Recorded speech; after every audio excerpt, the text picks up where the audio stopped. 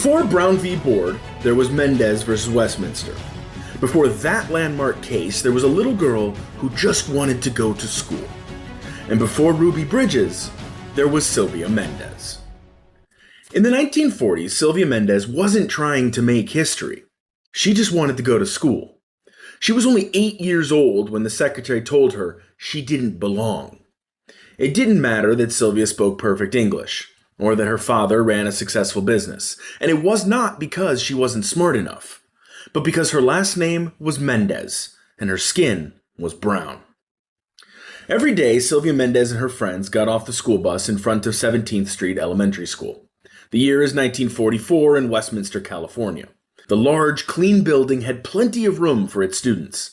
It even had a playground.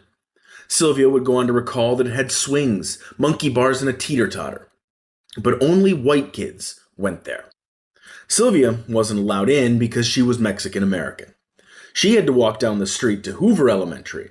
It was a small, run-down, and overcrowded building. There was no playground and only a dirt lot.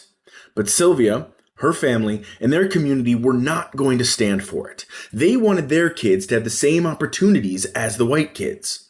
The whites-only school offered a better education and better environment. So in 1945, they launched a federal lawsuit that would do what no one else had done before: end legal segregation in California. Mendez versus Westminster, a case that laid the groundwork for Brown v. Board of Education and changed the course of American civil rights. Sylvia became the first Latina to integrate a white school in California.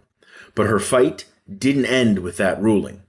She was bullied, isolated. Her classmates would whisper and her teachers would look the other way. The very right she had to fight for became a daily burden she had to carry. But carry it she did. Sylvia later became a nurse, a mentor, and when most would have let the past fade, she dedicated her life to telling the truth, so that no child would forget what was won and who helped win it. In 2011, President Obama awarded Sylvia the Presidential Medal of Freedom, the highest civilian honor. And in December of 2022, the Mendez Historic Freedom Trail and Monument opened, telling the story of what happened and to honor the achievement of that landmark Mendez v. Westminster case, which did make California the first state in the nation to end segregation in schools. And still to this day, Sylvia speaks, not just about racism or education, but about resilience and the power of a little girl who was told no and turned it into a nationwide yes.